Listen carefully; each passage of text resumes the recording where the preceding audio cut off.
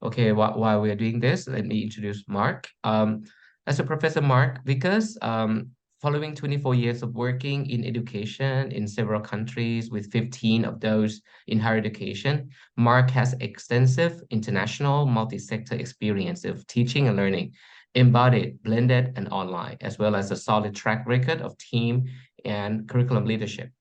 He's highly experienced in developing international strategy on teaching and learning in Australia, Asia, and the UK, generating international opportunities for collaborative partnerships focused on the teaching research nexus.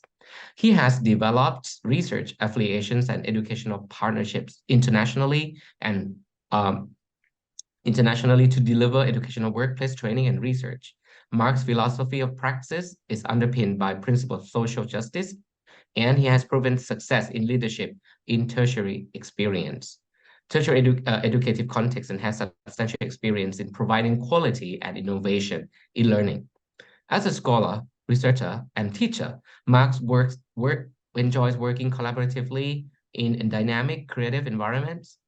Throughout his career, Mark has produced an integrated body of work that has fundamentally been focused upon engaging with teacher learners through a transformative student experience.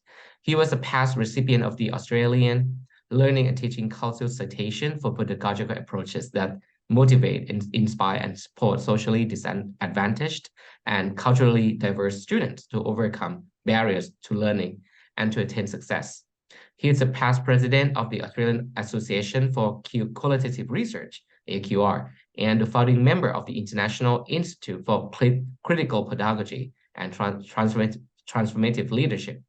He's the lead editor of the Qualitative Research Journal, and his 2023 published books are Encounters and Disruptions, Re-narrating higher education, and Teaching and Learning, Storying Pedagogy as Critical Praxis in Rethinking Higher Education series, and the Literacy in Australia, Pedagogies for Engagement, fourth edition.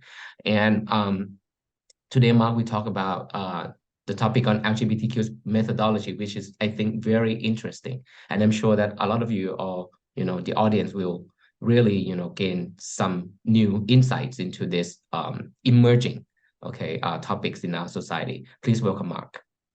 Thanks, Kenny. Could I just ask, I mean, Tarquin yesterday said that he wasn't able to turn his video on because the host had turned everyone's videos off for them. Is it possible for people to turn their videos on so I can see who I'm talking to? Oh, you mean the camera? Yeah. Oh, I think actually can everybody switch on your camera, please? Yeah, I think Quang, can you do? Gao. Yeah. I think everybody can switch on the camera. Yeah, except for me playing video, you mean like playing clips? No, I meant the camera.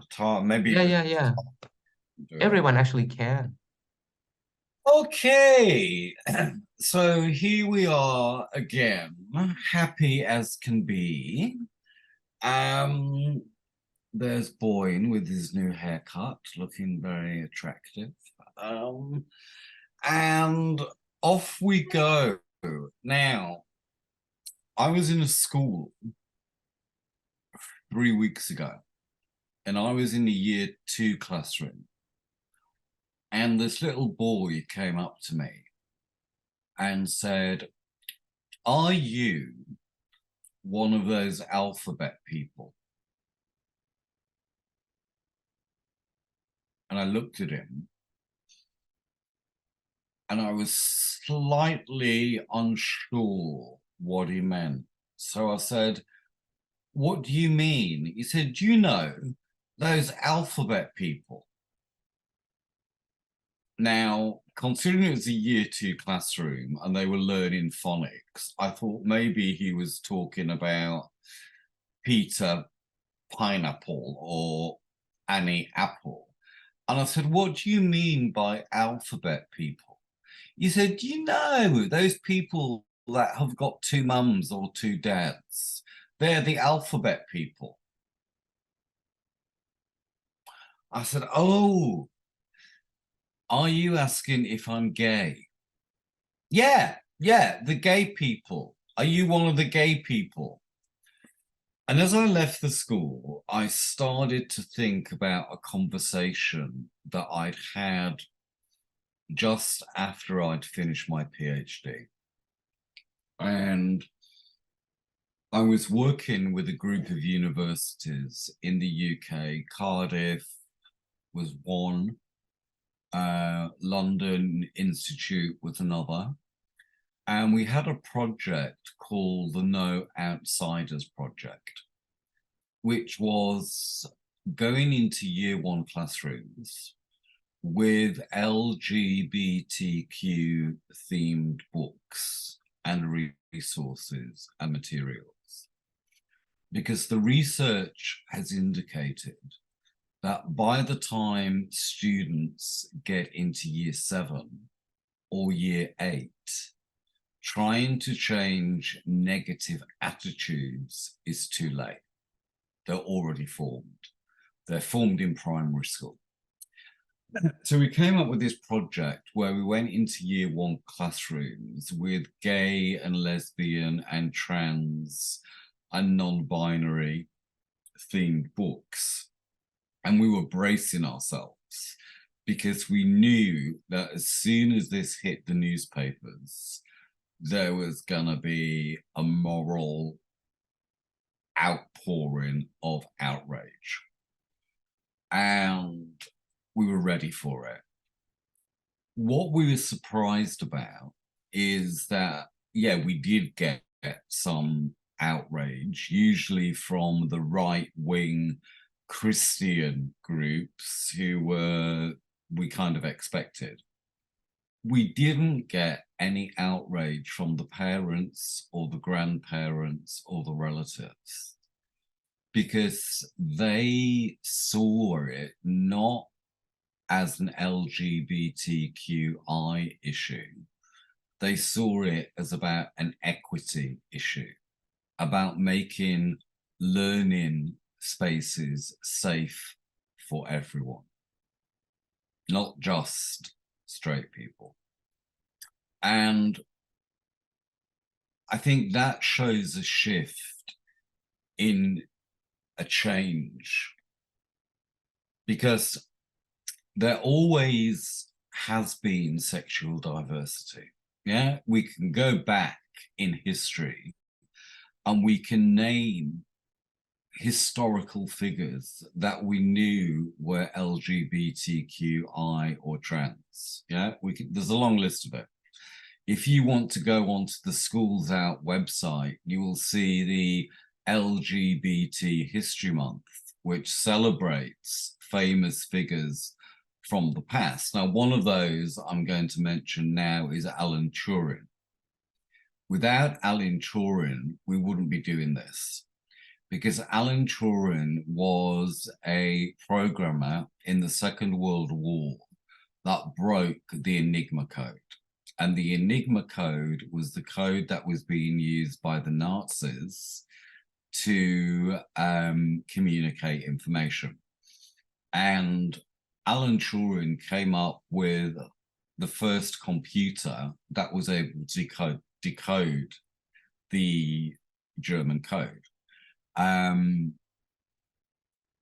years after the war had finished, Alan Turing hung himself, because at that time in England, homosexuality was still a criminal offense. So he couldn't live his life. So the person who was the great-great-grandfather of the modern computer was gay, but it's not often told about in schools. If we go to literature, there's a famous author called E.M. Forster, who wrote Room with a View and a book called Maurice. And in his contract with the publishers, he stated that the book Maurice, which is a story about a love affair between two men, one being upper class and one being working class, was not to be released until after his death, because he didn't want people to know that he was gay. So if we look back in history, it's quite hard sometimes to kind of find figures that were, as that little boy said, the alphabet people. But believe me, they are there. You can go right back in any given culture, in any country, and those people are present. They're just an absent present because they are erased. So let's kind of come forward a few years now, and let's come to the present day. In Florida, a piece of legislation has been introduced which makes it illegal and punishable by imprisonment if you say the word gay in schools. Teachers are not allowed to use the word gay, and it's called Don't Say the Gay law. So they're trying to actually ban and prohibit a chosen label that gay people fought for in the 1967 Stonewall riots, because prior to that, we were classified according to the American Psychiatric Association dictionary. And the classification that we were given were of homosexuality, which was aberrant, unnatural, pathological, and a disease of the mind that could be cured. And what happened in the 1950s and 60s, when it was still illegal, is that a lot of people went to conversion therapy. Now, do you know, have you heard of conversion therapy? You know what it is? Anybody? Changing of the mind to be the from the LGBTQ to the normal one. The normal one. I mean, like the original sex or gender, right? The original sex or gender. This Well, is Mark, come on. I mean, conversion is changing the ideas, right? The mindsets. But the idea that we're constructed, as I said yesterday, through language, and that language is often quite natural and, as you say, normal and uncritiqued. The idea of normalcy is associated as one of the methodologies of looking at LGBTQ lives. I try to erase the word, and I'm not attacking you, Kenny. I'm just kind of utilizing the fact that it's so ingrained in everyday life and thinking that quite often we have to decolonize ourselves from a certain kind of language. Yeah.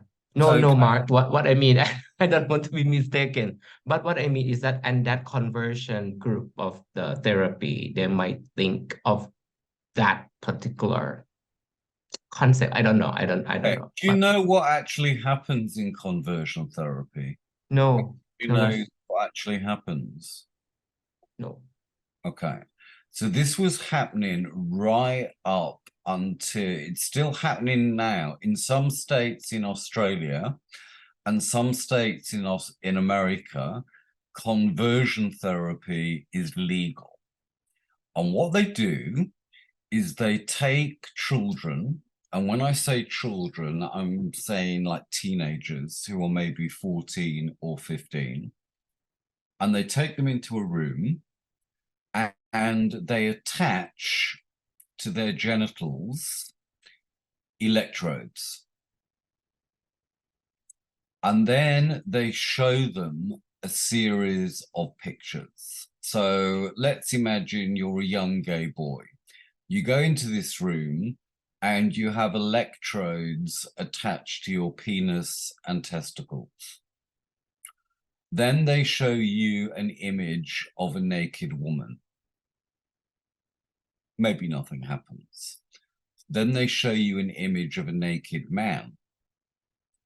Maybe something happens. And as something is happening, they give you an electric shock.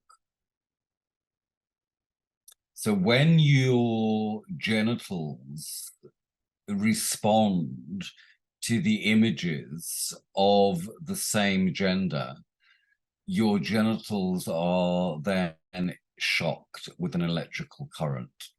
That is conversion therapy. That's still going on? Yeah. Now, it's a bit barbaric, isn't it? Just a bit.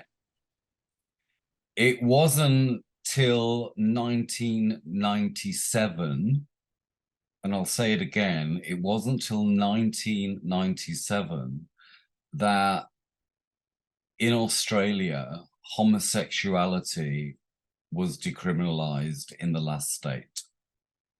So up until 1997, you could still be sent to jail for engaging in homosexual behavior or having same-sex relationships. There was no legal recognition. That's 1997. There are certain countries that if I got on a plane now and flew to, I would have to pretend to be straight. Certain countries like Saudi, certain countries in Africa that have, I think it's Nigeria, who the president has just come out and mandated the death penalty for LGBTQ people. So you can actually be killed. It was in Iran,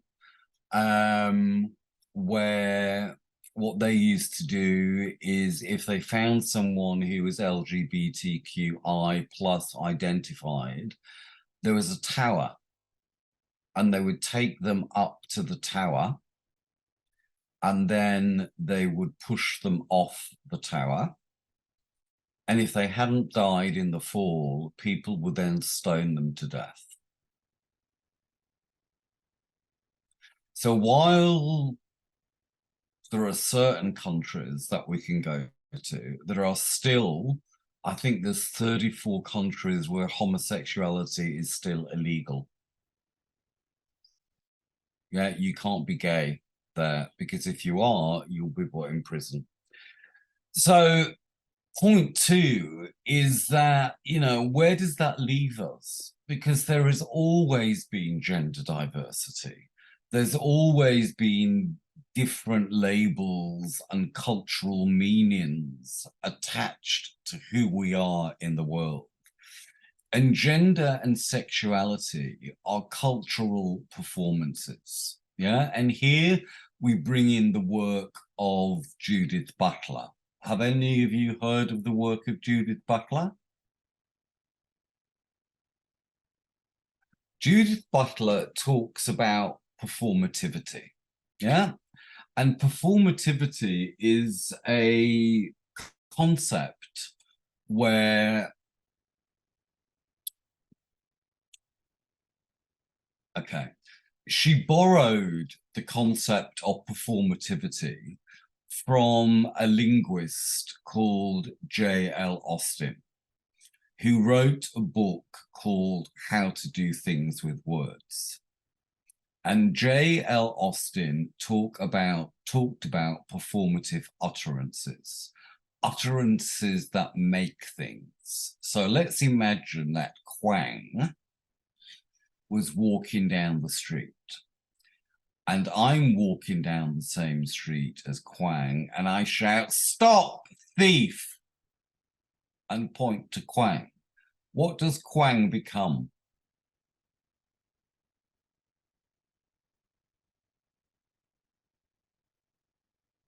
"Stop, thief! She stole my handbag." What does Quang become? I can't hear you, Quang. I'm gonna be thief. You're going to be the thief. Yeah. Because linguistically, I have hailed her, I have named her as a thief. Okay? So what Judith Butler did was take that idea and take that concept and apply it to gender and sexuality. So how old are you, Boyne? Oh God, how's that? I can't. Just tell me.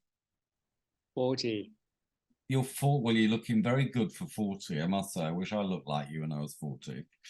So 40 years ago, Boyne's mummy is waiting for Boyne, who she didn't know was going to be a boy or a girl, to pop out and be birthed. And 40 years ago, Boyne came into this world and the doctor picked him up and slapped his bottom, so he cried, and said, "Congratulations, you have a boy." And as soon as the doctor said those words, "You have a boy," the whole discourse and performance of gender fell on baby Boyne's head, because it set up a narrative. It set up a narrative where he was given certain toys to play with, where he was expected to engage in certain behaviors, maybe like sports, that, you know, certain colors, certain clothes that he would wear, certain ways of walking and talking. And as he grew up, all these ways became more and more restricted.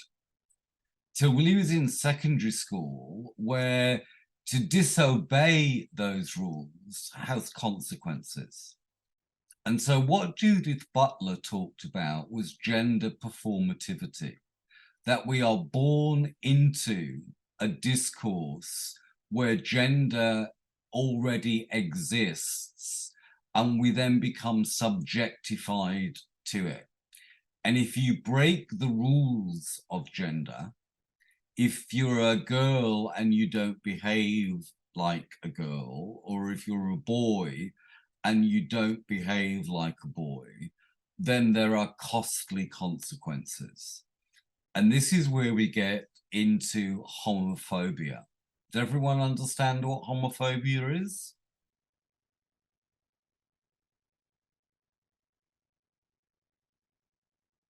Anybody not understand what homophobia is?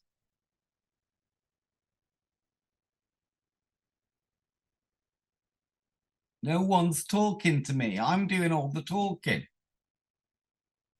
We do. Good. I'm glad you do. You Mark, do. Yeah.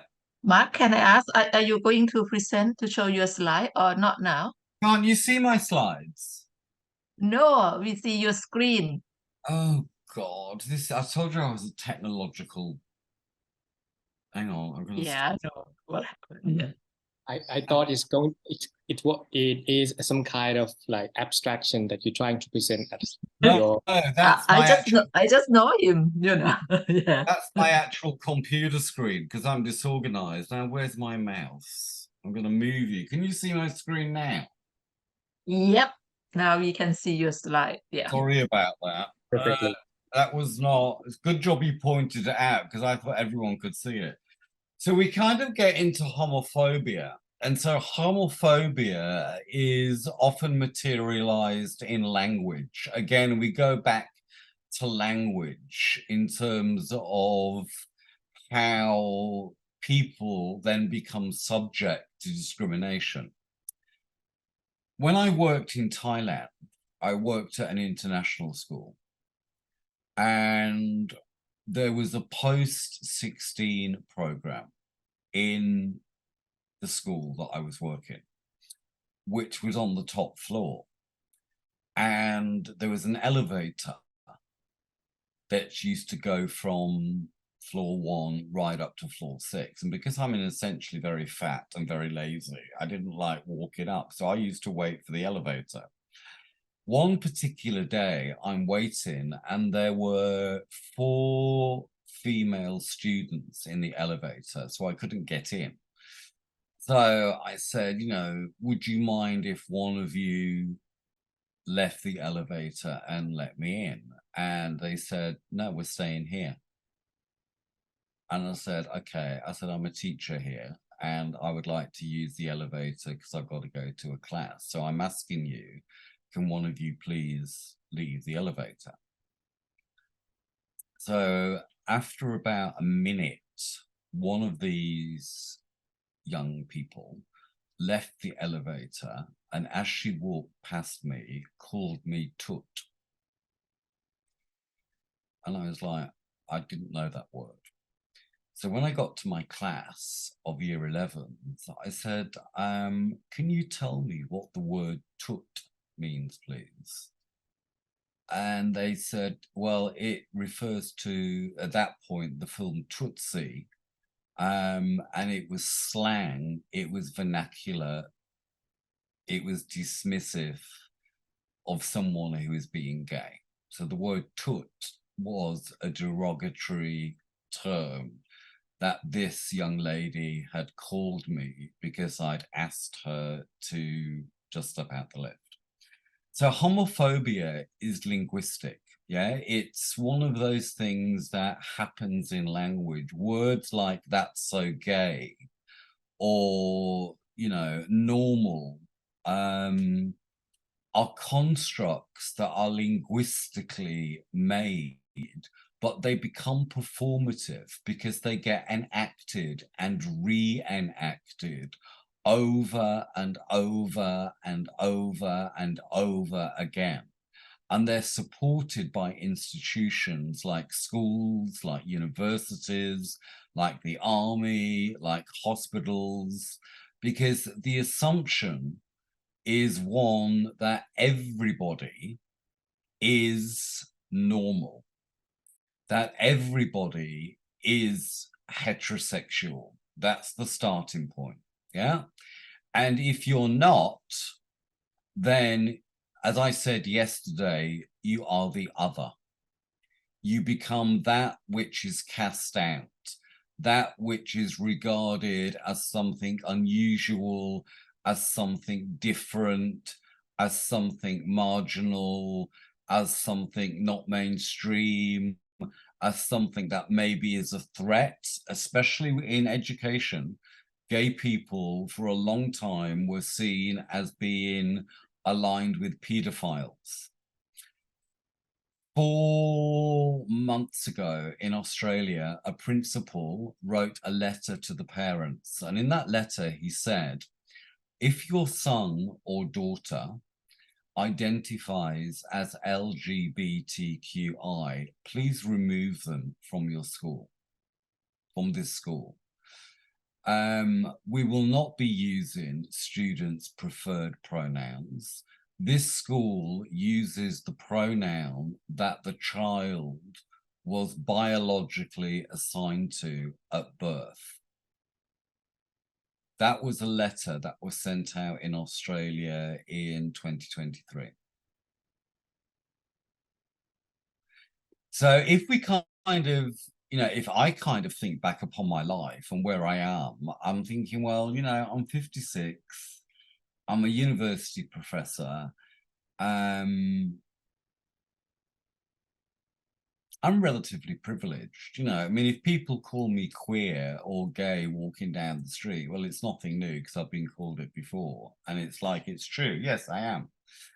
But if you're a young 14-year-old, it's problematic. Now, a few years back in Australia, there was a vote, and there was a vote on gay marriage. And so the whole of Australia got to vote about whether I should or should not be allowed to marry if I had a partner. But it doesn't go the other way. I don't get to vote on whether heterosexual people are allowed to marry. So even though the vote for some was seen as progressive, actually what happened 2 or 3 years ago when that vote happened is that people who had never thought about the LGBTQI issue suddenly started thinking about it. And what do you think happened when they started thinking about it?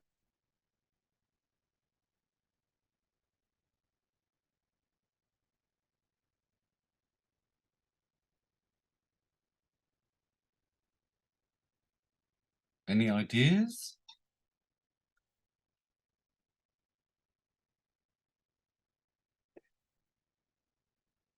They didn't like it.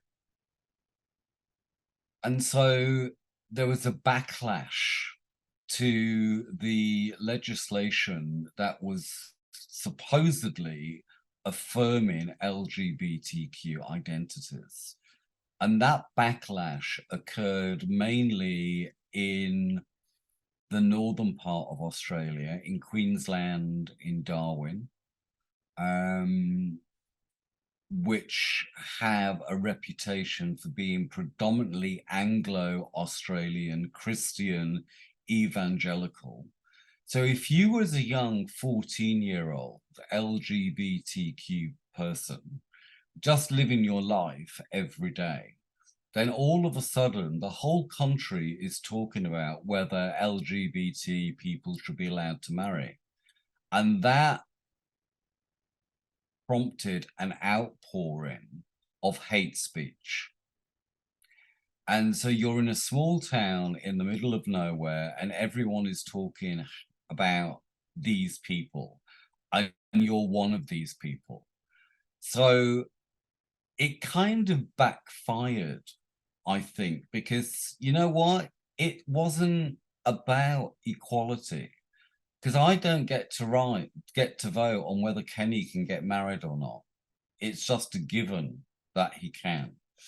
So we look at homophobia, yeah, and we look at homophobia as a name to define and describe any behaviors or actions that discriminate or marginalize or make other or make people feel unwelcome and uncomfortable on the basis of their sexual orientation or their preferred gender identity. Okay? And it's no different to racism. It's no different to discriminating against somebody because of the color of their skin. It's no different to sexism, where women are constantly discriminated against because of their gender, getting whistled down the street or remarks being made about their body, or they're being passed over for jobs because they're a woman and they're not really up to it, yeah? And all forms of discrimination have a history. Yeah, racism has got a history, sexism has got a history. If we think about America in the 1950s, interracial marriages, i.e. white and black people marrying, was illegal. You could be put into jail for it. So when we kind of think about the methodology that we need to investigate this, we go back to think with Bauman's idea that we live in a continuum. We don't live in a dichotomy. Yeah, life is not that simple. Life is not black and white. There are shades of gray. And there have been shades of gray throughout history. But the dominant narrative would rather that those shades of gray remain hidden and invisible. So we have got some work to do. We've got to do some uncovering and finding out, because people don't neatly fit into categories, yeah? And language doesn't neatly describe what those categories are. Are you all with me on this point? Do you all understand what I'm saying? Kwang, you look confused.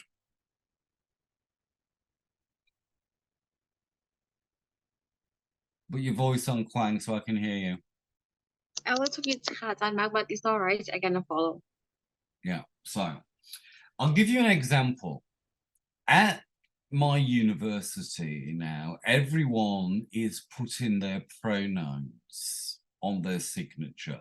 Him or her, she or whatever it is, she or her, him, his, they, them. I don't. I won't put my pronouns on. And people say to me, but why? Why won't you put your pronouns on? Because it's like it's no one's business. When I wake up in the morning, if I feel more male or if I feel more female. And there was a lady called Diana Fuss who talked about coming out. Yeah, and coming out is a common trope in the LGBT world, where we all come out and we declare to the world, I'm gay, or I'm lesbian, or I'm trans, and isn't it just fabulous? Diana Fuss says, coming out is the process by which we make ourselves culturally intelligible.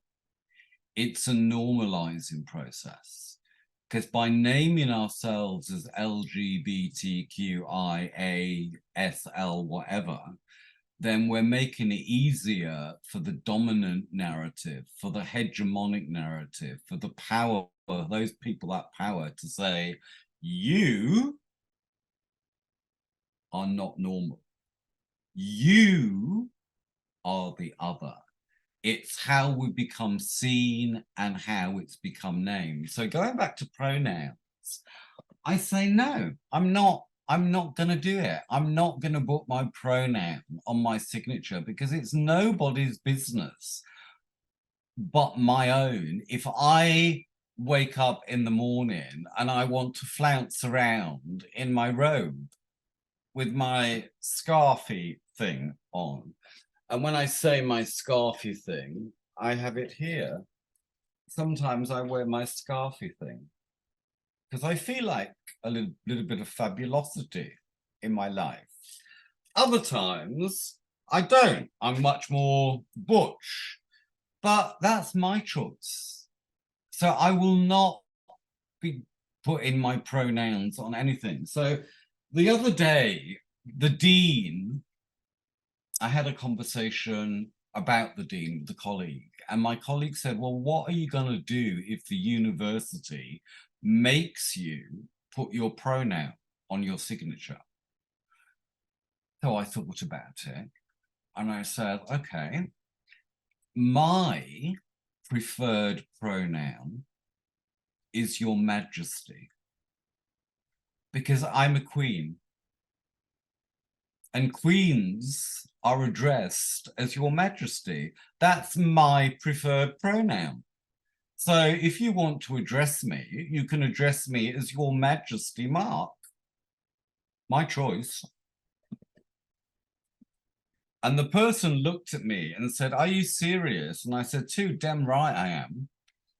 It's like if we're now being told that we have to identify and we have to kind of name our gender, then I'm gonna mess it up. I'm gonna disrupt it.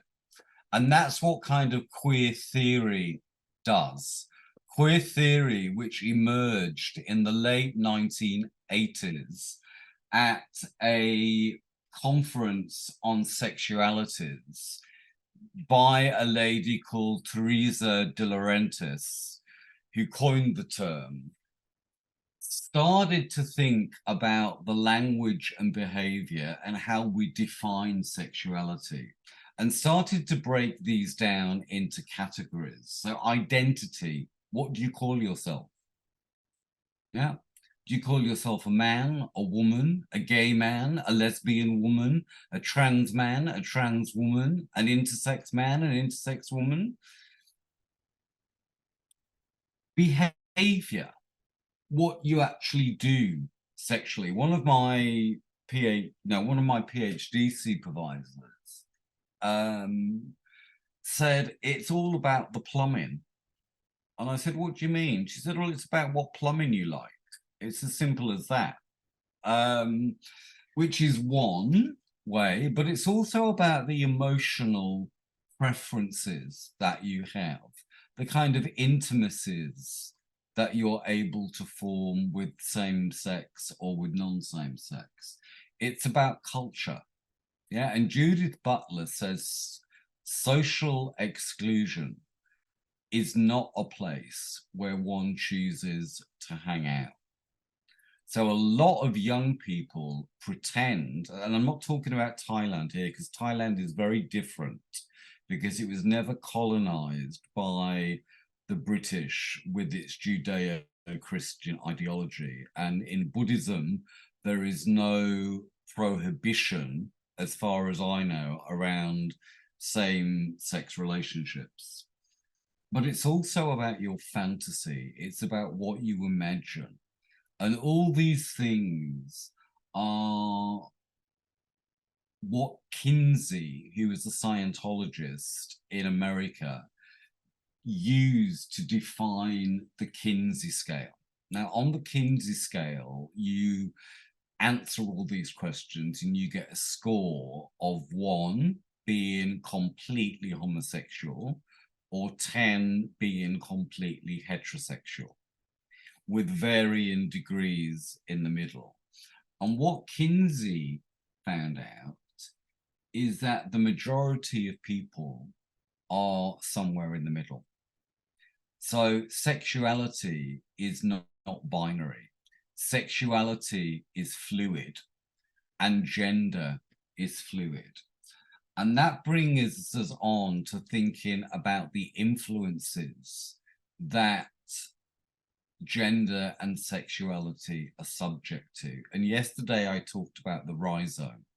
I talked about different ways in which knowledge is produced. And there is a visual map of the rhizome. Yeah, and it's complicated. If we think about belonging, if we think about masculinity, if we think about social networking, fashion, role models, memory, learning, hobbies, groups, print, imagery, all of those things input into our understanding around sexuality and gender. So if Kenny turned up yesterday, we had a little bit of fun with Kenny in his stiletto high heel shoes, who said that, yeah, maybe he'd wear them in London, but he certainly wouldn't wear them in Bangkok. Which in itself was a very interesting statement, because it probably thinks London is more liberated, or because it's a different context, he's not his home, he could get away with it. So we need to think then, when we come to do methodology, that there is a ghost sitting on our shoulder. And that ghost is one of eradicating homosexual behaviors. Yeah, because in the past, homosexual behaviors were seen as deviant, they were seen as abnormal, they were seen as pathological, a mental illness. You could get locked up for it. You could get imprisoned if you engaged in homosexual acts. And in fact, when the first law was made, Queen Victoria was on the throne. And this law was taken to her to make criminal any homosexual behavior or activity. And they presented the law, and Queen Victoria said, well, I can understand men behaving in this way, but don't be so ridiculous. Why would women behave in this way? So when the law was passed, the law was only passed prohibiting male homosexual behavior. There was never any law against female same-sex behavior, because Queen Victoria didn't think it was possible, and that it didn't exist, that there were no lesbians, which we know is completely incorrect. That law was only corrected in 1983 in the UK with the introduction of a bill called Clause 28, which made illegal the promotion of a pretended family relationship, which meant that books started to be taken off shelves, films with gay characters were not being screened. And it was the first time in British history that lesbians had become included in legislation that prohibited against who they were. The first time, because up until 1984, there was no law against lesbianism because it didn't exist. Yeah, lesbians were not included. And what that happened is that it brought together the LGBTQI community.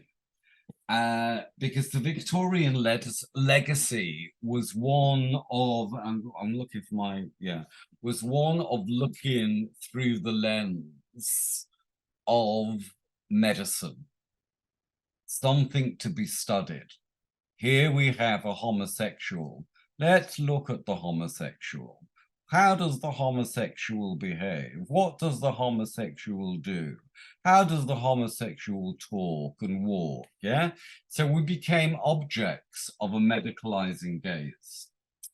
And we also became objects of a psychiatric gaze because there is something wrong. There's something wrong up here. Why don't you like women? And so conversion therapy was created to physically inflict pain on young bodies that were same-sex attracted.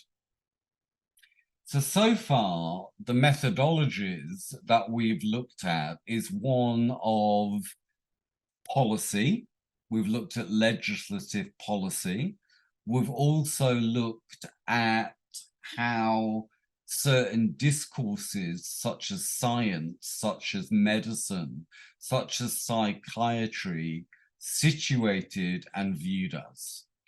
We've also looked at language, how language constructs categories from which sometimes it's impossible to escape.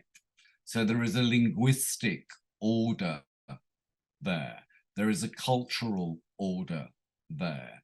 There is an institutional order there, and sexuality gets reinforced and layered throughout each of these, and it starts as soon as the child enters school, because the expectations that boys will be boys and girls will be girls is seen as given. It's normal.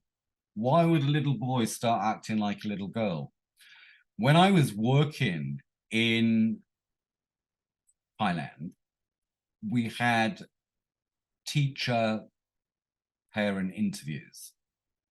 And I remember very clearly this lady coming in, and I said, oh, yes, your daughter is, she's really active. She's a real tomboy. And the woman's face said, no, she's not.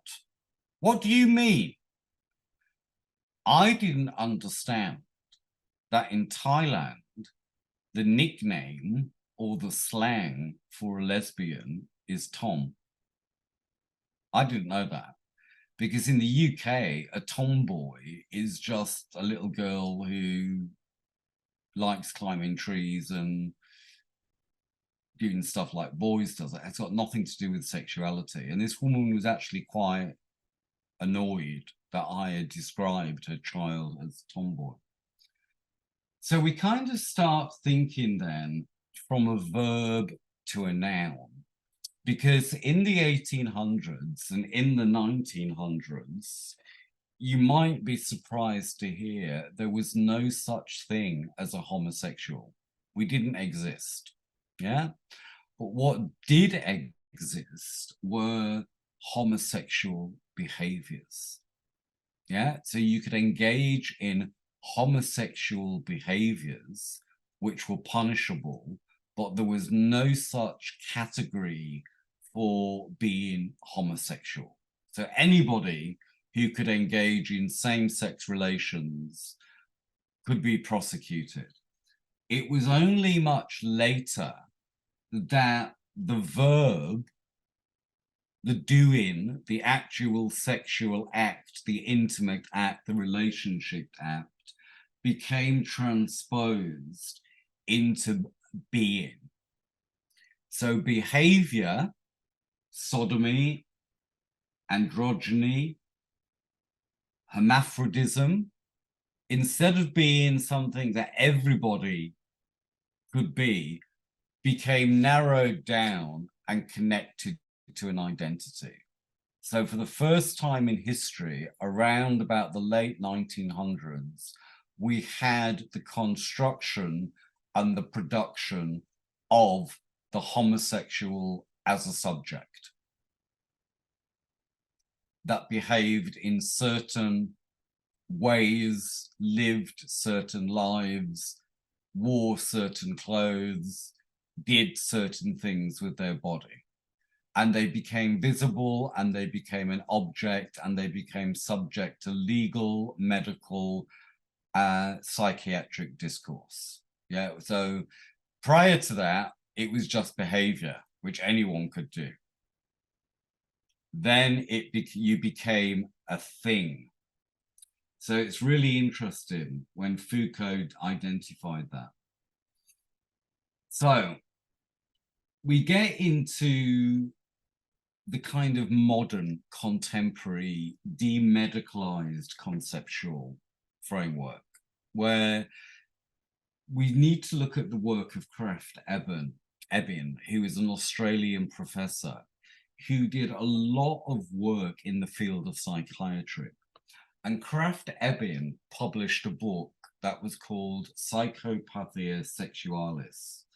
And in that book, he argued that homosexual inclination is developed in utero, i.e., it's not a choice. And as Lady Gaga sings, you're born that way.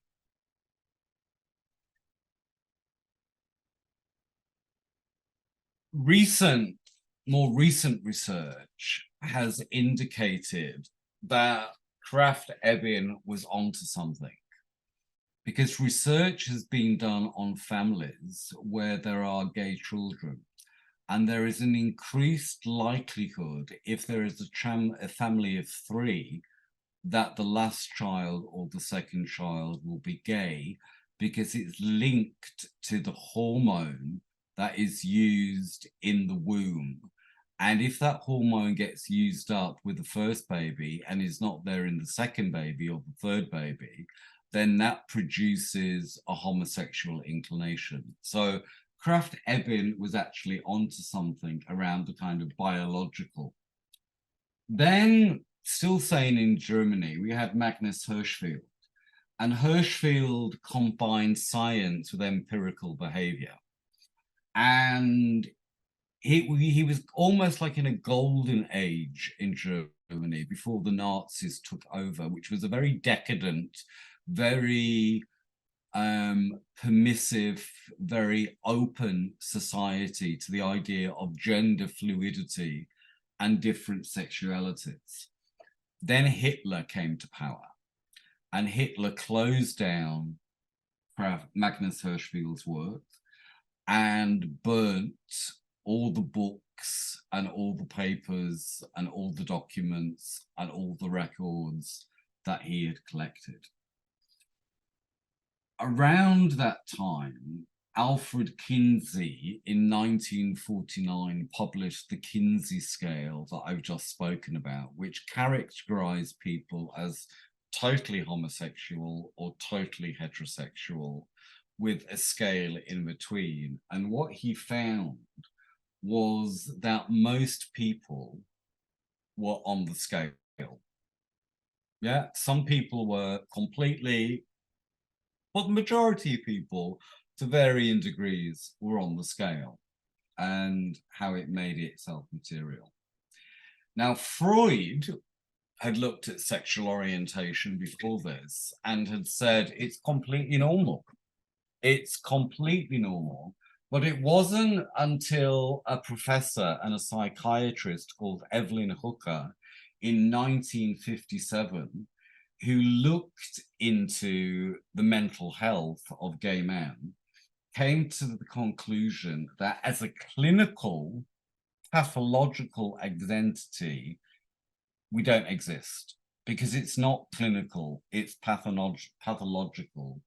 And to cite Lady Gaga again, we are born this way. Yeah, it's how we come out. We come out mummies, tummies as little gay, lesbian, bisexual people. Then by the late 60s, a sociologist, and here we've got a key change because we've moved away from the medical, the legal, the psychiatrist discourse into the sociological, into the cultural, into the linguistic realm. And Mary McIntosh challenged the notion of the deviant category. She said there is nothing abnormal or immoral or wrong about being a homosexual or lesbian. And she argued that we should start to use a sociological lens, not a medical lens, not a criminalizing lens, not a legalizing lens, but a sociological and a cultural lens. And she started to say, we need to start to think about place and space and time.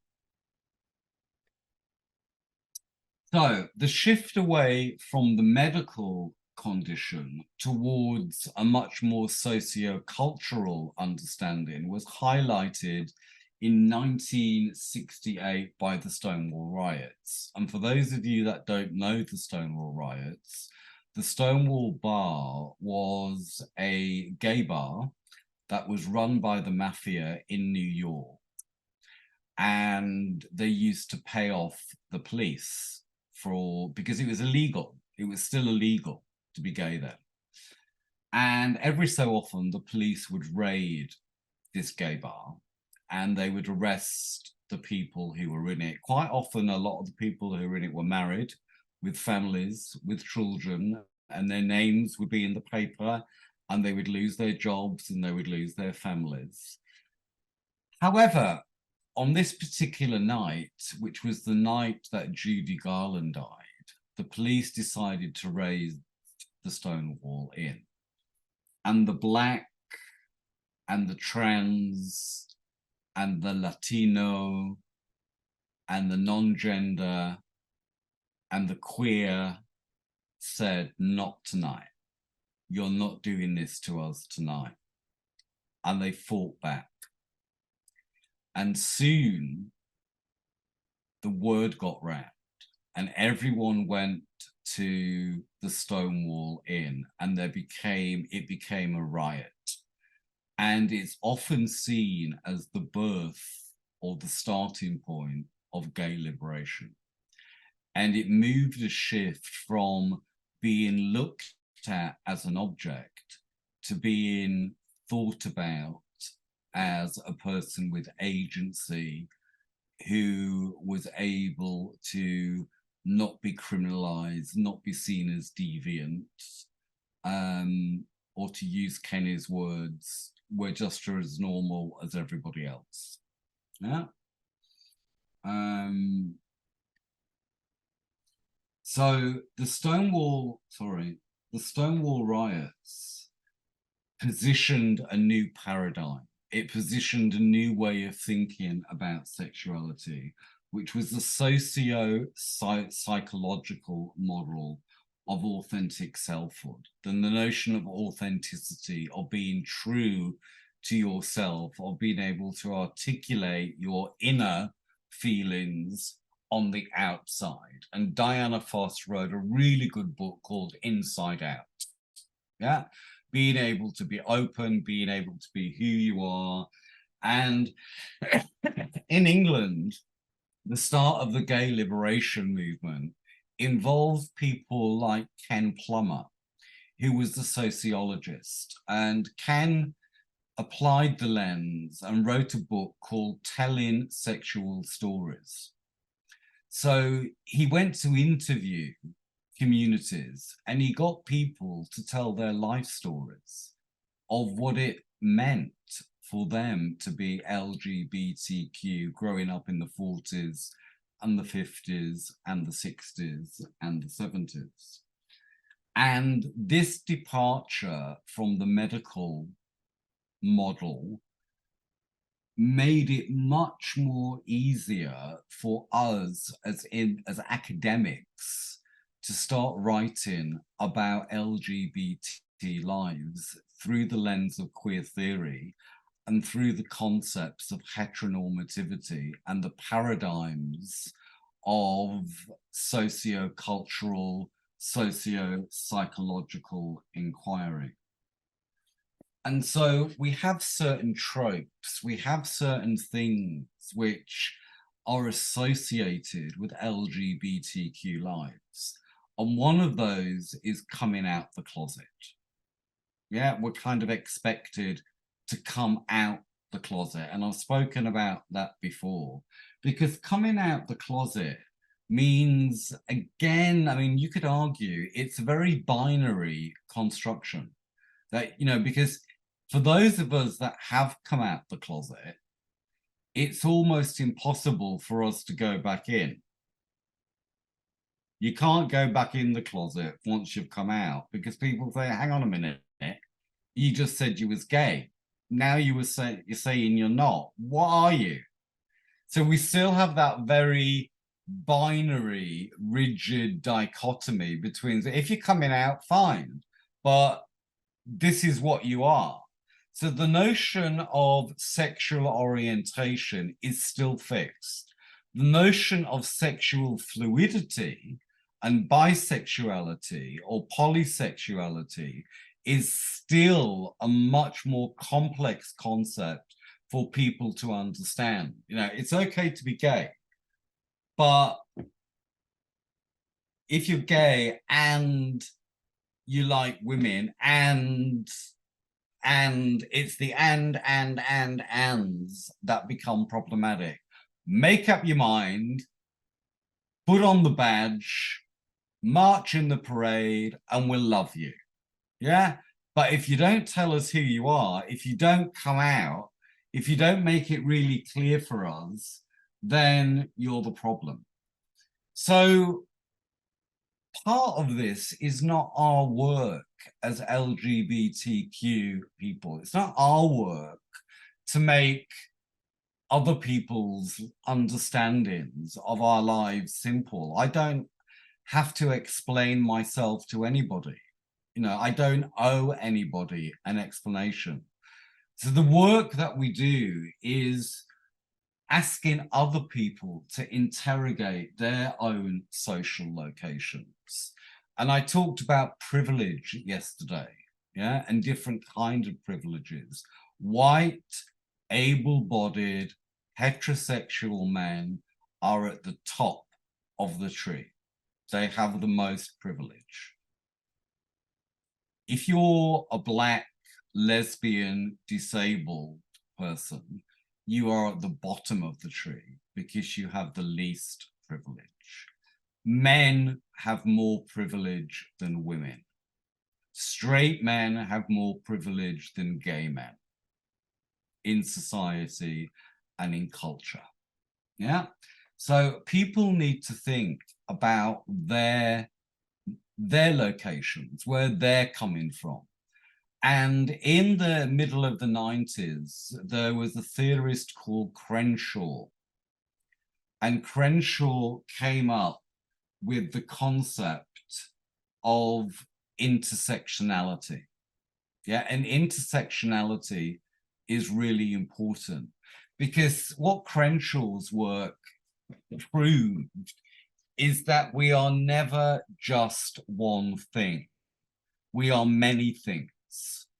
So I'm speaking to you today out of my preferred identity as a queer man. I'm not speaking to you out of my identity as a queer disabled man. I'm not speaking to you out of my identity as a queer disabled over 50s gay man. We are all many things at the same time, and these things intersect. And so Crenshaw's notion of intersectionality is really important, because if you are a middle class, highly educated, white, professional, lesbian woman, your experience is not going to be the same as a working class, Black, uneducated lesbian woman, because class and race and economics also feature into how the experience of sexuality is understood and is told. So intersectionality has become really important to simplify and understand the complexities, to allow us to position sexuality within broader themes of race, faith, religion, class, economics, without seeing it on its own. And so it started to shift the onto epistemic knowledge. So we start to think about epistemology. What's epistemology, Kenny?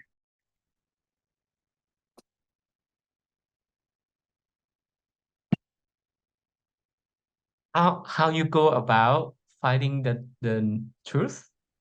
Okay, so epistemology is the construction of knowledge, yeah. How you go about finding the truth, yeah? And we start to think about the ontological. What's the ontological, Nantia?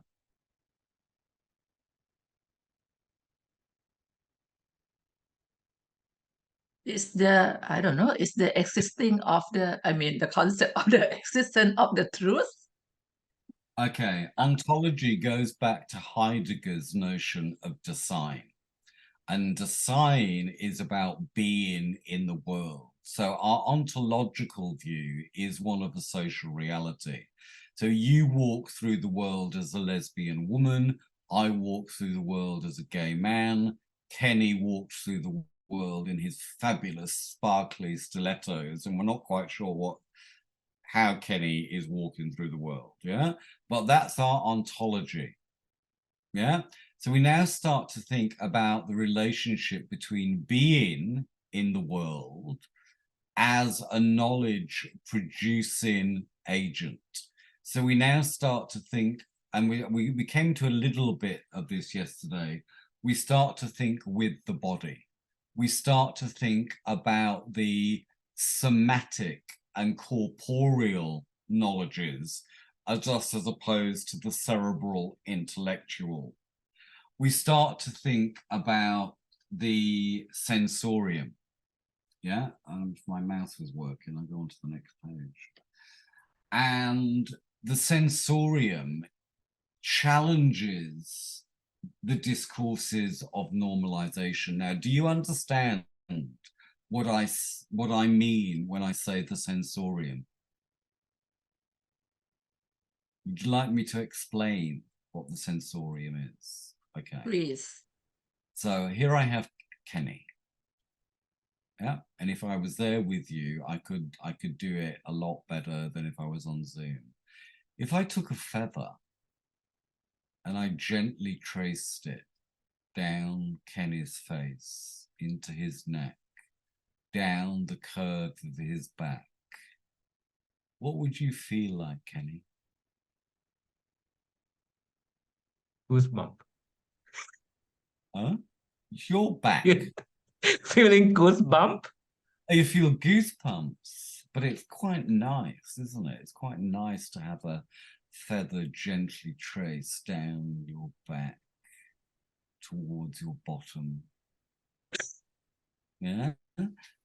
Maybe a bit That's- itchy. A bit itchy. Maybe a bit itchy, but it's knowledges of the body. And we go back here to Freud.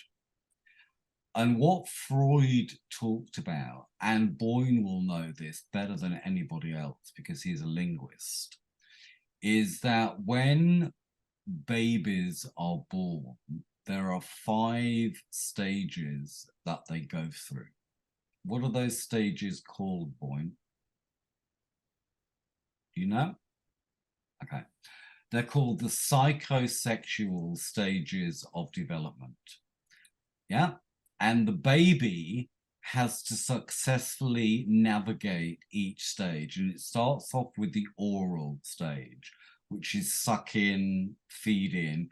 It then goes to the anal stage, which is the poop in and the wee in. And it then goes to the, anyway, he goes through these 5 stages. And once the child gets to the last stage and they give it up, they give up what Freud calls polymorphous perversity, the pleasures of the body, because babies are little bundles of sensorium. They get pleasure from eating and crying and weeing and pooping and touching, all those things which are tactile. When they get to the last stage of the psychosexual development, what is it replaced with? Because, you know, if you give something up, you have to give something back in return. What do you think it's replaced with?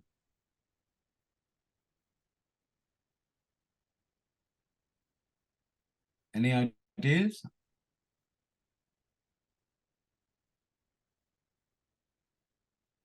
Okay. It's replaced with language. We give them the gift of language, and they are then introduced into a social symbolic of a way of being able to interact with their environment and interact with the world and interact with the other, and to create an identity. And that identity then becomes locked into a cerebral. Remember me yesterday talking about Descartes and the mind-body split? And we start to focus upon the child's cognitive development, because the child has given up the pleasures and the knowledges of the body. Yeah, they've gone through those psychosexual stages of development. And so as soon as the child starts to learn language, then they become subject to the discourse of innocence. Oh, they're too young to know this. They're too young to be told that. That's not age appropriate. They become subject, I've just said that, it's age appropriate. And why are you talking about sex with kids anyway? Because kids are not sexual. Now, anyone that has ever taught primary school and has done story time in primary school at the end of the day, where you've got all the kids sat on the mat and you're reading them a story, you will observe that a lot of the kids have got their hands down their pants. Yeah. It's natural. It's a natural, self-touching pleasure is natural. And for some kids, it's a way of self-soothing. Yeah. The discourse of recruitment. Well, if you teach them about, there's 2 gay penguins that are bringing up a gay baby penguin, you're going to make them gay. No, I don't think that one works, because I grew up in a very heterosexual environment with a mum and a dad and a school, and there was nothing gay anywhere. But hell surprise, I didn't turn out heterosexual. I turned out to be a flaming queen. And there was nothing gay in my environment. Yeah, so that argument doesn't really work either. And then the discourse of normalization, which is Kenny's favorite. Yeah, it's what normal boys do. Yeah, it's not normal for children to grow up to be like that. You're abnormal. When I told my mother I was gay, she turned around to me and said, I haven't got a son, I've got 2 daughters. So she was kind of conflating gender and sexuality. So we need to, as a methodology, employ what I call social deconstructionist approaches. Yeah. So we need to think about how identities are intersecting and shifting. They're never changing. I actually don't like the word identity, because identity is something solid and stable and it locks you in. I much prefer to think about identifications, because I have different identifications, yeah, which allow me to express what I'm feeling. Identity is you're stuck in this thing called identity. You know, you're given a label, and labels put people in boxes from which it's quite often impossible to escape. Yeah, and sometimes I don't want to be that label. So it's the importance of understanding context. When I first came to live in Thailand, I thought I had landed in heaven, because that was in the early 1990s, and nobody cared. Nobody cared that I was gay. What they cared about was whether I has Jai Dam or Jai D or Jai Yen. That's what they cared about. They didn't care who I was interested in sexually. And I thought, I've never lived anywhere. I thought, this place is magical. This place is so special that I'm never, ever gonna leave here. This is nirvana. This is, what a wonderful attitude. What a wonderful place where you can be what you want to be. Now, I'm very aware that I was looking at that from an outsider's point of view, as a white, educated male outsider's point of view. Yeah, he was particularly straight acting at the time. I have now come to learn through working with Boyne and Nantia that that perception is not shared by everybody, and it's very different if you're a Thai person than if you are a foreign or Falang person.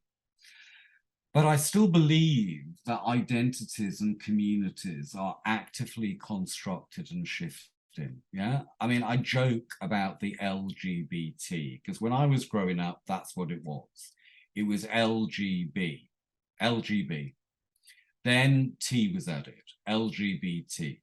Then the I was added, LGBTI.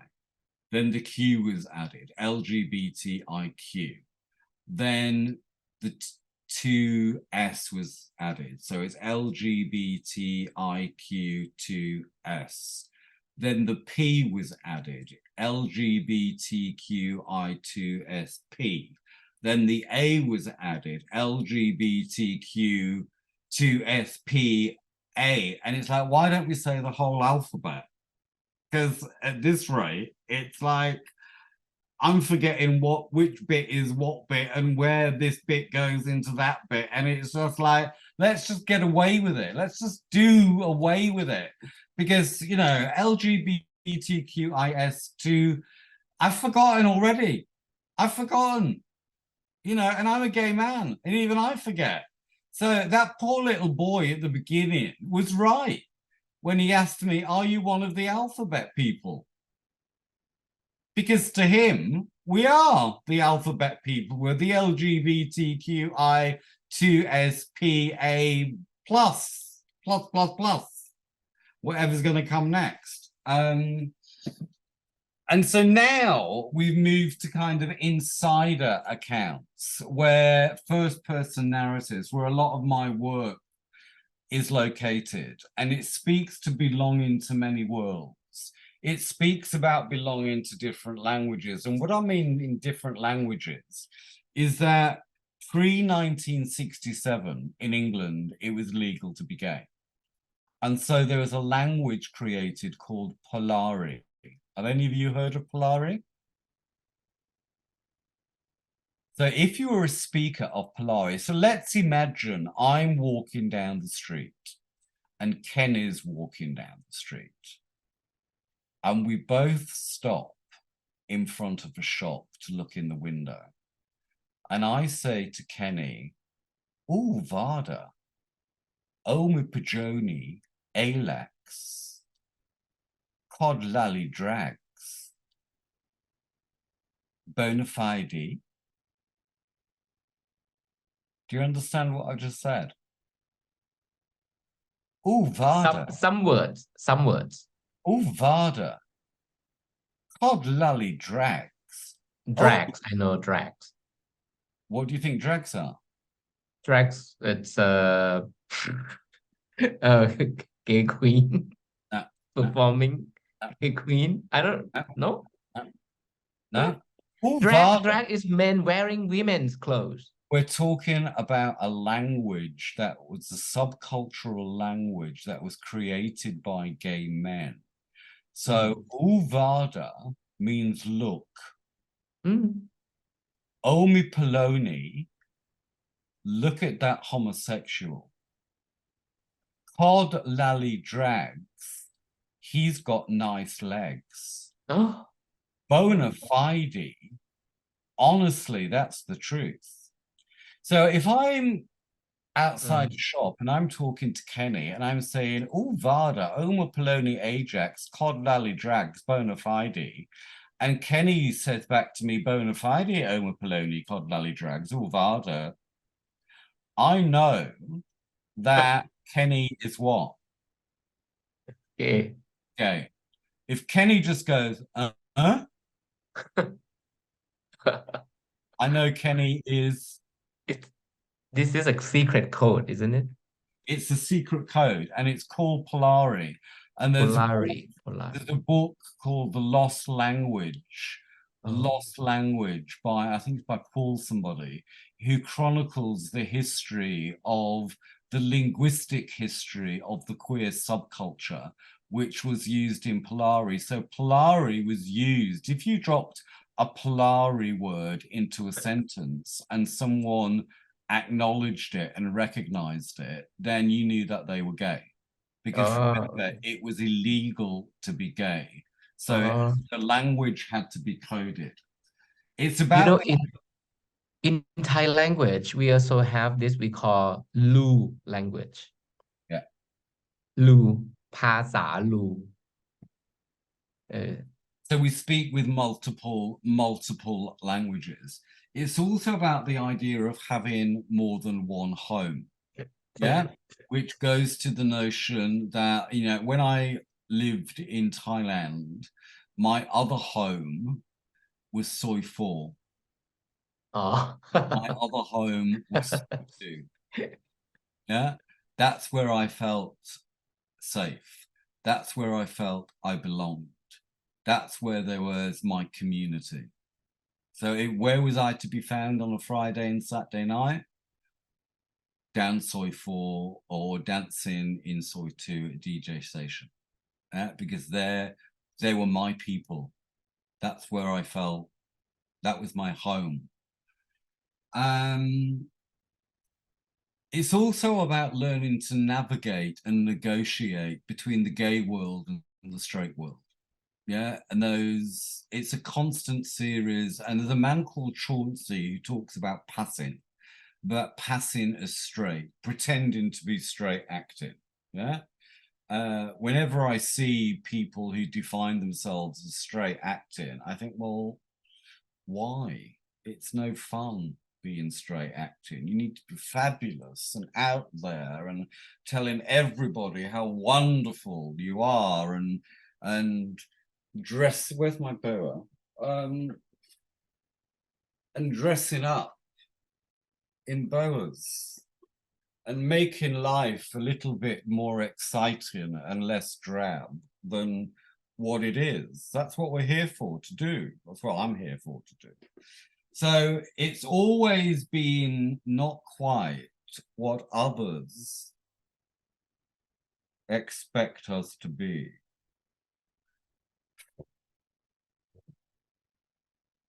Got feathers in my mouth. Because maybe in a normal academic presentation, you wouldn't have a professor dressing up in a feather boa. So I'm also disrupting the protocols. Oh, I can't see now. I'm querying the protocols of academic life. I'm not following those disciplinary rules. I'm breaking the rules.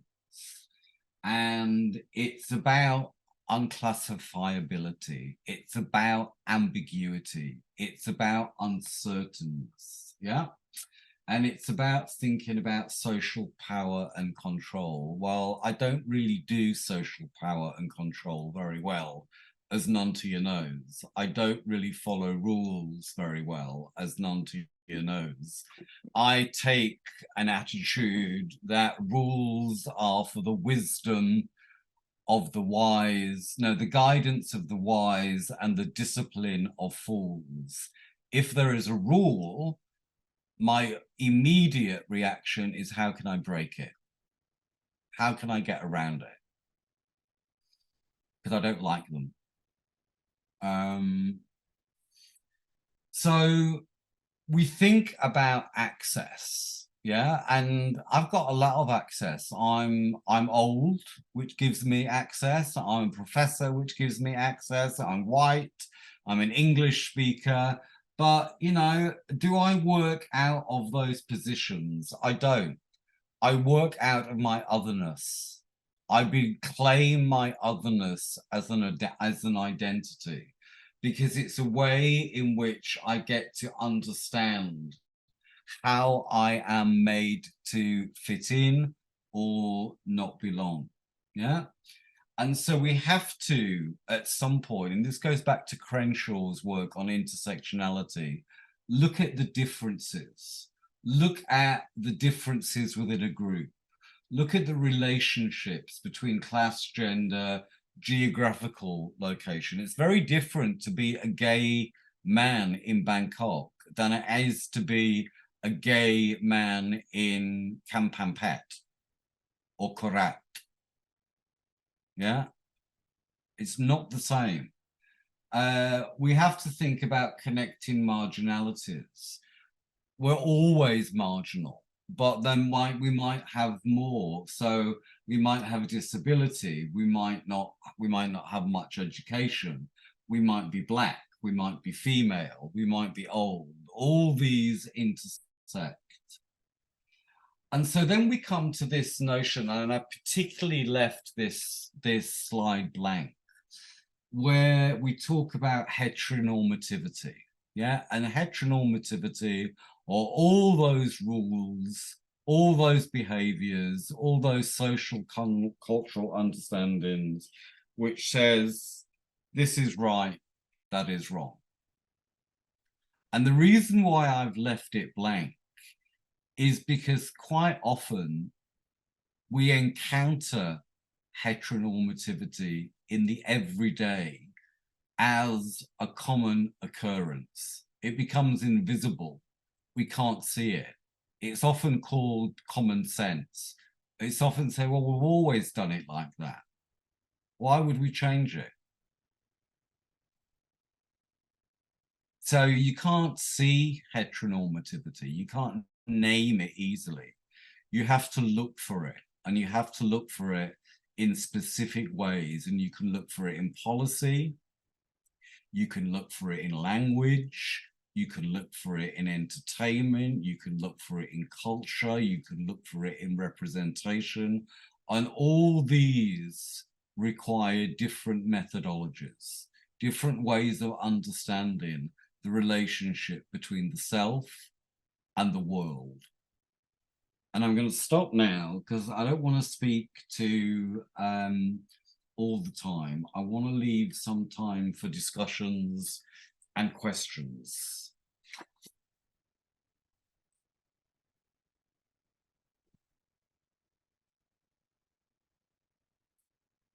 Somebody's got to have something to say, or sing a song, or do a dance, or anything. Oh, Yes. Any questions for Mark? I have my feather just for you, Kenny. Here's Huh? here's It's falling down. you. Thank you. Thank you. Well, perhaps you could ask Mark anything because you are interested in the LGBTQ issue and what is your planning to do and or perhaps the scope of your study or something. Yeah. Perhaps you can ค่ะ share and then ค่ะ Adjunct may have some questions on what you think about the trends of LGBTQ research in the future that should be, or like what should be like interesting topic for LGBTQ in terms of communications, something like that, or Okay, at the minute I'm doing, and it's a bit of an uneasy epistemic relationship because I've done quite a bit of writing and I'm doing a book on trans youth. Now, I'm not trans, but where we are with trans now in 2023 is where we were with lesbian and gay in 1990 and 1980. The same kind of stigma, the same kind of categorization of abnormality that is being aimed at the trans community is what was happening in the 80s and 90s to the LGBT community when the zeitgeist of the decade was AIDS. You have a group of people called TERFs. Have you heard of TERFs, Kwan? TERF stands for transphobic, exclusionary, radical feminists. And they are saying that trans women are not really women, they're men. And that they shouldn't be allowed in female bathrooms. They shouldn't be allowed in female changing rooms. And J.K. Rowling has famously come out and said gender is biologically determined. It's not a social construct. You can't get to choose to be male one day and female the next. You either are male or you're not. And so there's been a lot of demonstration and protest where TERFs, groups of trans exclusionary radical feminists, have sat down at the front of pride marches and have stopped the march until the trans people left. There's been a lot of transphobia directed against trans men and trans women by TERFs and by other people who refuse to acknowledge. So if you look in sporting categories, trans women are often excluded from participating in the women's category because they're not seen as being really women. And the bathroom issue, yeah. If you haven't had the surgery and you've still got a penis, then you should be using the male bathroom, not the female bathroom, because you're not a woman. So I think, you know, the debate and the discourse around trans is going to become more articulated in the future, because I think it's behind the LGBT. No one really cares now if you're lesbian or gay. So what? Because so many people have come out, but there's a lot of dialogue and there's a lot of discussion around the trans body and what are you really a man? Are you really a woman? Are you going to have surgery? Why aren't you going to have surgery? So it's going down that medicalized model again. And I think that's going to happen for the next few years till people get comfortable with the idea of gender fluidity. Yeah, some days we can be more man than we can be women. And what does kind of our plumbing have to do with anything? So that's where I think the debate is going to go.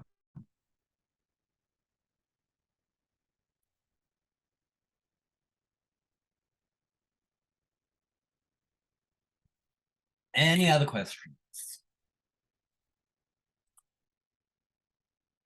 Do you think that the trends of LGBTQ research can lead to the impact on policies? It has.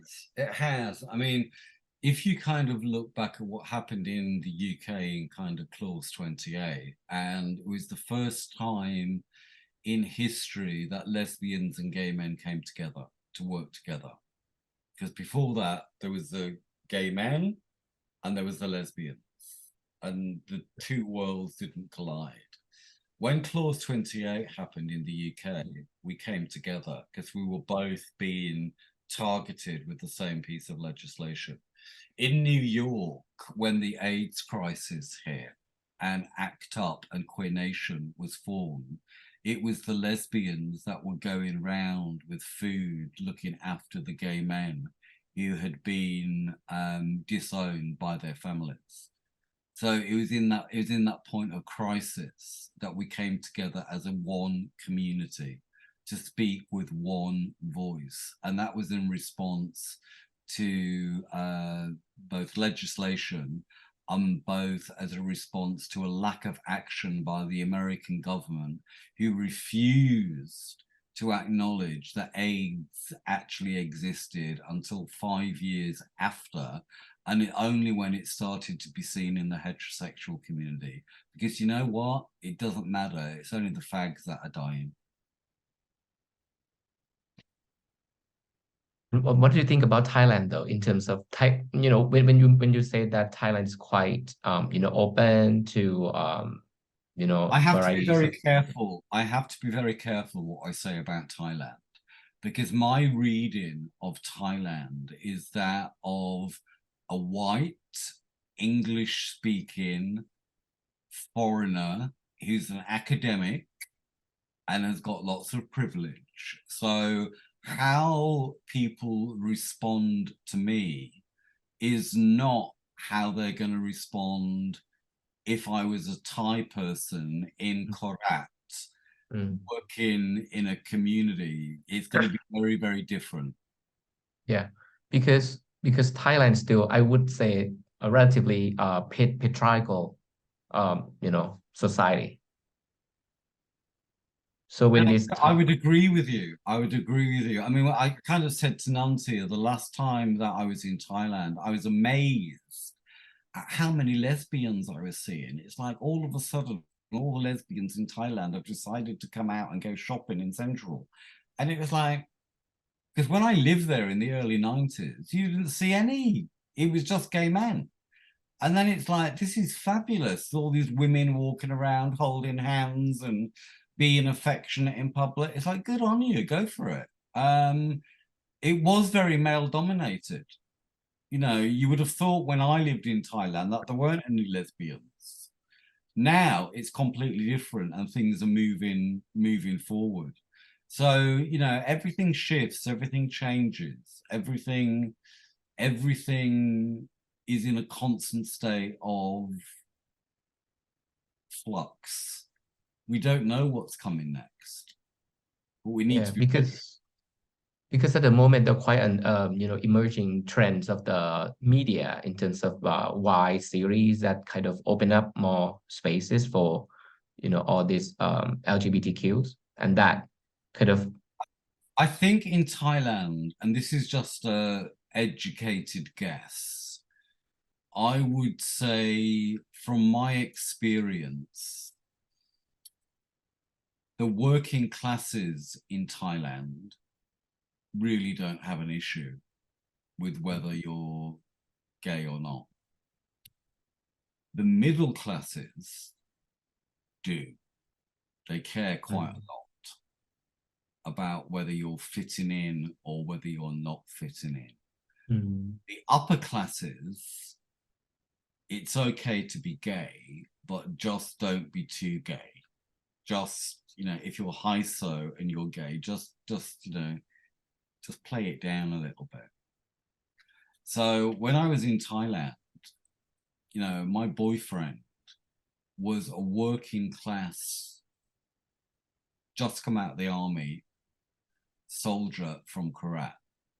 And yet privately, I was teaching a family whose children had been named by the king and who owned the Oriental Hotel and who owned the Amari and owned Ital Thai.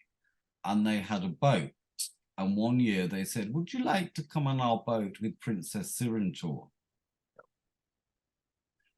And I'm like, I wonder what you would say if I introduced you to Shared, my boyfriend, who worked in Chinatown carrying boxes for 2,000 baht a month. I lived in two worlds. Those two worlds would never, ever meet. Never, ever meet.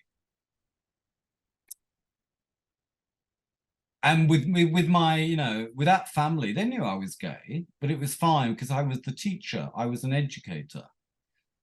If they see me with Shared, they'd have been horrified, you know, because below my social status, I was mixing with someone below my social status. Being a foreigner, I didn't care. He was cute. And he was just out of the army and he had muscles. And I like muscles.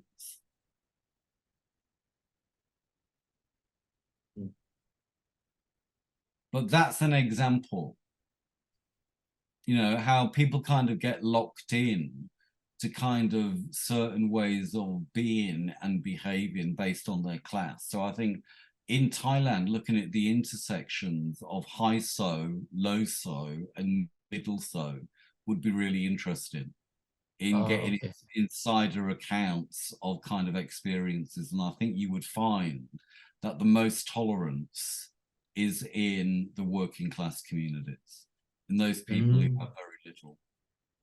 The more you go up the very rigid hierarchic Thai structure, the more you're expected to behave in certain ways.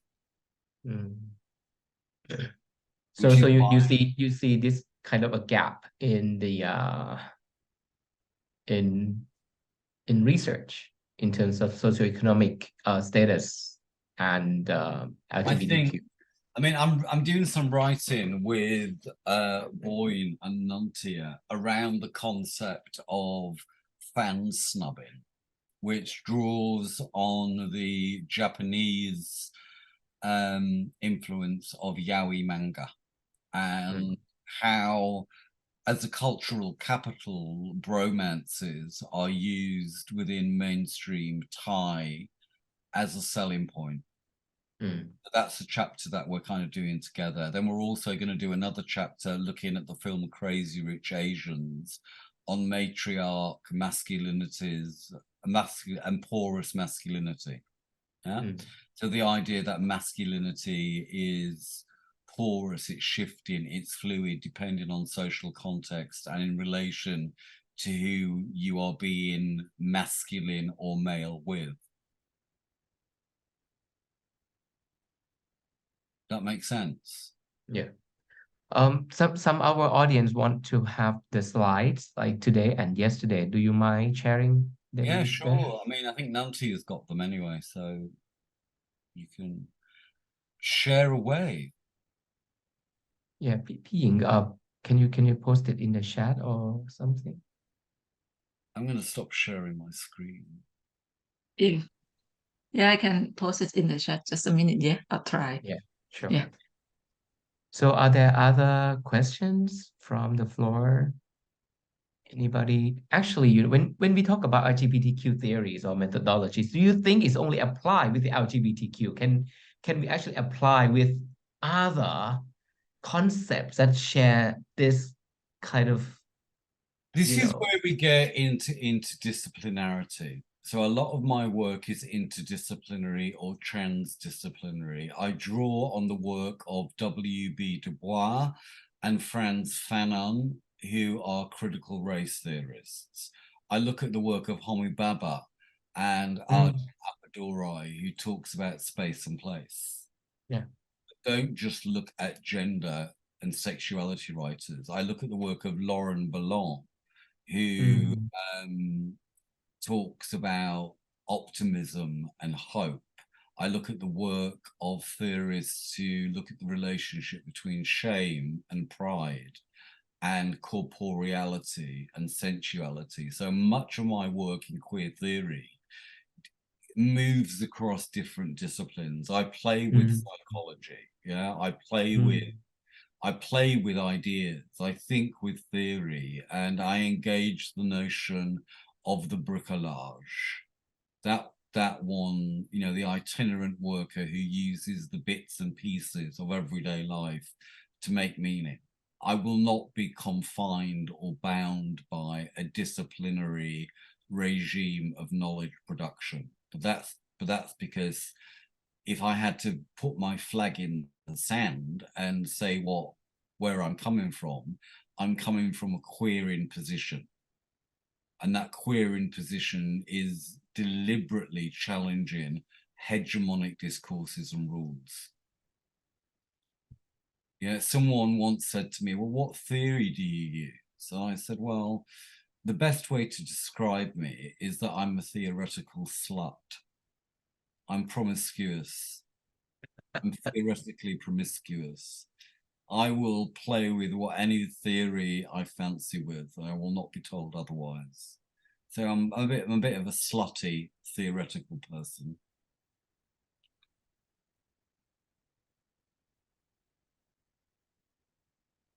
Okay. He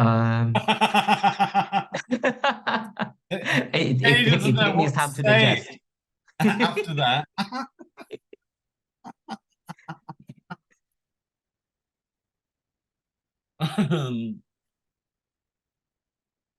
There aren't any questions, Kenny. It's all right, love. Actually, because most of these audience are PhD students, so they may be thinking about you know, the topic they're, you know, doing right now. You know, when you talk about identity and you think identity is fixed, for me, I would, because in my thesis, I actually I stated theory is quite liquid, actually, rather than you said it's fixed. You know, identity, it's how identity is used. You see, I talk about identifications, but identity is often used to label people. And once you give people a label, it's almost impossible to escape from that. So, you know, if I'm in Thailand, I'm a Phalang. I can't escape that label. I'm a foreigner. I'm always will be a foreigner. It fixes me in relation to Thai people. It fixes me in relation to being and belonging. There's Mark the Phalang. I'm always going to be an outsider because I don't, you know, I'm not from Thailand. I'm not part of that shared cultural repertoire of knowledge and expertise that you have, Kenny, and you so wonderfully articulate.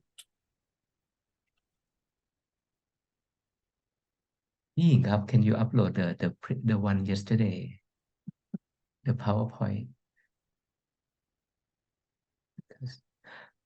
Marita, do you have any question about this, or Jan, or no, not today.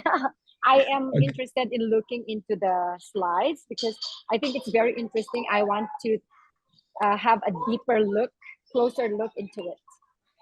Okay, cool. Yeah, because it's new to me. Marita is exploring the issues of linguistic in the Philippines, Mark. Yeah. Go back to J.L. Austin, How to Do Things with Words, and his concept of the illocutionary and the perlocutionary. อืมโอเคพี่สมรักป่ะครับคุณสมรัก you raised your hand previously พี่สมรักชัยสิงห์นานนท์ Okay. I just would like to ask because right now that you mentioned a lot about the movement of the LGBTQ in British or in somewhere else, right? But in Thailand, I mean, right now, like the current trend of a boom of the Y series, and also the like the drama that try to change the way of the thinking of the people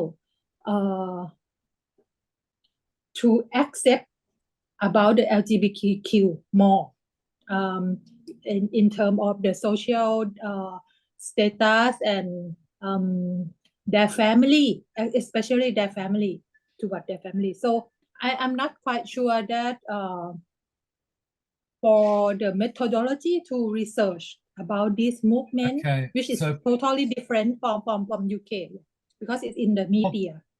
popular culture. I mean, I think I wrote a Yeah. chapter. I wrote a chapter last year where I started off talking about the influence of popular culture and the presence of LGBT people in popular culture in shows that were hugely successful and were changing attitudes. And that's about reading the discourse, reading the text, and it's going back to seeing and thinking about representation and what representation is and what representation does, both in terms of as imagery.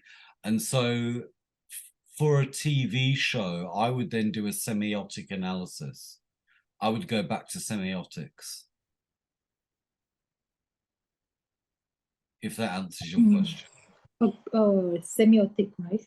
Yeah. Mm. Ferdinand Okay. de Saussure.